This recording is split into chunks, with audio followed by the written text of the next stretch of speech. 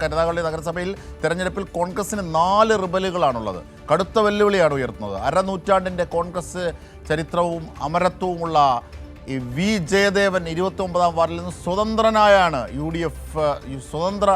D F സ്ഥാനാർത്ഥിയായി മത്സരിക്കുകയാണ്. രാജ്കുമാർ അവിടെ നിന്നും വിവരങ്ങളുമായി ചേരുകയാണ്. രാജ്കുമാർ, ഈ സംസ്ഥാനത്ത് ആകമാനം കോൺഗ്രസ് നേരിടുന്ന ഏറ്റവും വലിയ പ്രതിസന്ധിയാണ് ഈ റിബലുകൾ. കരുനാഗപ്പള്ളിയെ സംബന്ധിച്ചും വ്യത്യസ്തമല്ല.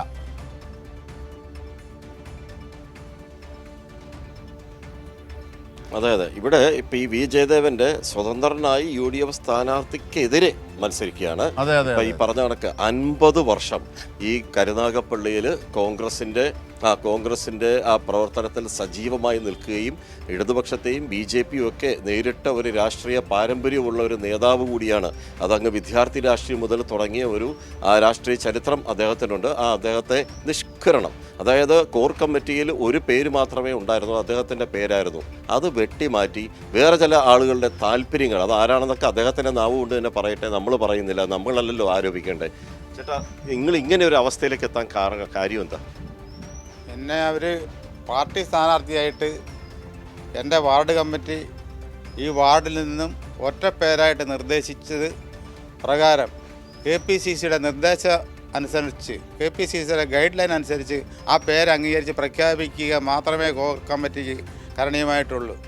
അതിന് വിരുദ്ധമായിട്ട് ഈ സീറ്റ് മുൻ ധാരണ അനുസരിച്ച് നമ്മുടെ MLA ചില അവിശുദ്ധ കൂട്ടുകൾ എന്ന് പറഞ്ഞാൽ ശ്രീ മഹേഷ് തന്നെ, ശ്രീ ആർ മഹേഷിൻ്റെ കരുനാഗപ്പള്ളിയിൽ പ്രവർത്തിച്ചു വരുന്ന ഒരു ചില അവിശുദ്ധ നെക്സസ് വർക്കുകൾ ഈ പാർട്ടി ഘടകങ്ങൾക്ക് വളരെയേറെ പ്രവർത്തന ബുദ്ധിമുട്ടുണ്ടാക്കുന്നുണ്ട്. കാരണം ഈ ഒരു സ്റ്റാറ്റ്യൂട്ടറി പവർ ഉള്ള സംഘടനാ സംവിധാനം മുഴുവൻ നിഷ്പ്രഭമാക്കിക്കൊണ്ടാണ് ശ്രീ മഹേഷ് ഏകാധിപത്യപരമായിട്ട് ഇവിടെ ഏറ്റവും സീനിയറായ എത്ര നേതാക്കളുണ്ട്, അവരുടെ ഒന്നും അഭിപ്രായങ്ങളോ നിലപാടുകളോ ഒരു പരിഗണനയോ ഒരു വിലയിരുത്തലോ ഒന്നും ചെയ്യാതെ ഏകപക്ഷീയമായിട്ട് ഒരു സ്ഥാനാർത്ഥി നിർണയം നടത്തി പ്രഖ്യാപിക്കുക എന്നുള്ളതിൻ്റെ പിന്നിൽ ഞാൻ എൻ്റെ അഭ്യർത്ഥനയിൽ ആരോപിച്ചതുപോലെ പേയ്മെൻറ്റ് സീറ്റ് കച്ചവടം ഇവിടെ നടന്നിട്ടുണ്ട്. അതിന് അടിസ്ഥാനമായിട്ടുള്ള എല്ലാ വസ്തുതകളും വെളിപ്പെടുത്തുവാൻ ഞാൻ എവിടെയും തയ്യാറാണ്. കഴിഞ്ഞ മുനിസിപ്പൽ തെരഞ്ഞെടുപ്പിൽ കരുനാഗപ്പള്ളിയിൽ ഇതുപോലെ 29 സീറ്റിൽ UDF തോക്കുന്നതിന് നേതൃത്വം നൽകിയ SNDP യൂണിയൻ്റെ ഒരാളിനെ തന്നെയാണ് ഇപ്രാവശ്യവും കോർ കമ്മിറ്റിയുടെ ചെയർമാനായി നിയമിച്ചത് വഴി ഈ അവിശുദ്ധ ബന്ധം പൊതുസമൂഹത്തിനിടയിൽ ചർച്ച ചെയ്യപ്പെടുന്നുണ്ട്.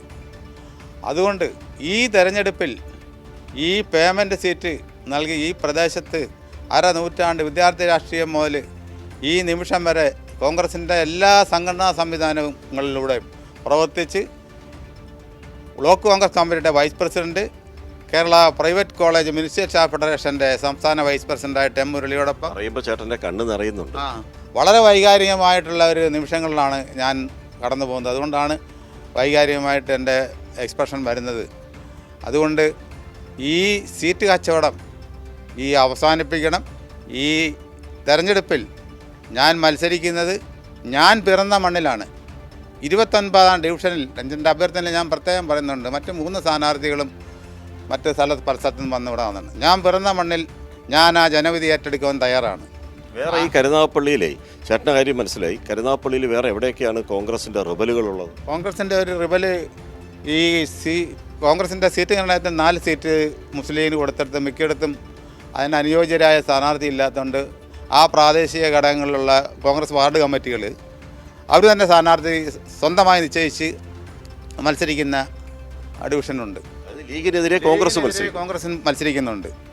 ശ്രീ താഹ, കോൺഗ്രസിനകത്തുള്ളവർക്ക് നീതിയില്ല, ഘടകകക്ഷികൾക്ക് നീതിയില്ല. ഘടകകക്ഷികൾക്ക് സീറ്റ് നമ്മൾ അർഹമായ സീറ്റ് 4 കൊടുത്തിട്ടുണ്ട്.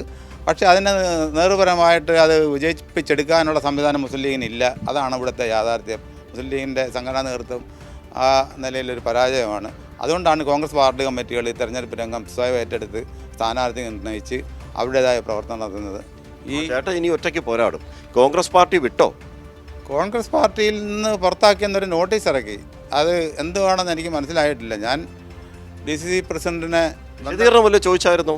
വിശദീകരണം ചോദിക്കാതെ ഏകപക്ഷീയമായിട്ടാണ് ചെയ്തത്. ഒരു നോട്ടീസ് കൊണ്ടുവന്ന് ഒട്ടിക്കുകയായിരുന്നു. അന്നേരമാണ് ഞാൻ അറിയുന്നത്. അന്നേരം ആദ്യം ഒരു സംഘടനാ സംവിധാനം എന്നുള്ളതിൽ പ്രൈമറി നോട്ടീസ് ഇഷ്യൂ ചെയ്ത് ഹിയറിംഗ് കേട്ട് ആ കക്ഷിയുടെ അഭിപ്രായത്തിനും നിലപാടിനും ഒക്കെയുള്ള ഒരു ഹിയറിംഗ് നടത്തിയതിന് ശേഷമാണ് ആക്ഷനിലോട്ട് പോകേണ്ടത്. ഇതിപ്പം ഏകപക്ഷീയമായിട്ട് DC പ്രസിഡന്റ് ഒരു ഗ്രൂപ്പിന് വിധേയമായി ചെയ്തതാണ്. MLA പറയുന്നത് മാത്രമാണ് ഇവിടെ കരണീയം. MLAയ്ക്ക് അപ്പുറം ഇവിടെ ആരുമില്ല. ഇവിടെ കെ.സി. രാജനടക്കം വളരെ മുതിർന്ന നേതാക്കൾ UDF ജില്ലാ ചെയർമാൻ അടക്കം ഉള്ള ആൾക്ക് പോലും ഒരു സീറ്റ് നിർണ്ണയിച്ച നിലപാടെടുക്കാൻ അവസരമില്ലാത്ത രീതിയിലേക്ക് പാർട്ടി പോയിട്ടുണ്ട്.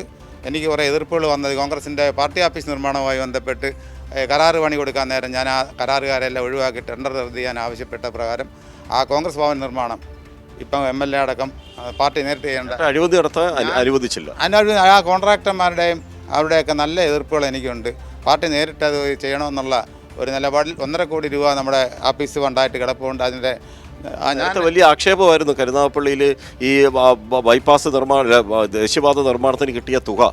അത് ഇതുവരെ മിസ്യൂസ് ചെയ്യാൻ നമ്മൾ അനുവദിച്ചിട്ടില്ല. നമ്മളൊരു കാവൽക്കാരനെ പോലെ അത് കൈകാര്യം ചെയ്യുന്നുണ്ട്. ആ കമ്മിറ്റിയുടെ പ്രവർത്തനങ്ങൾ സുഗമമായിട്ട് നടക്കുന്നുണ്ട്.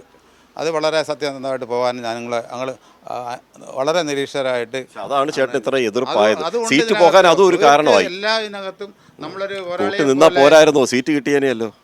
സീറ്റ് കിട്ടുന്നത് മാത്രമല്ലല്ലോ വിഷയങ്ങൾ, നിലപാടിലാണ് രാഷ്ട്രീയം. ആ നിലപാടിന്റെ വക്താവാണ് ഞാൻ.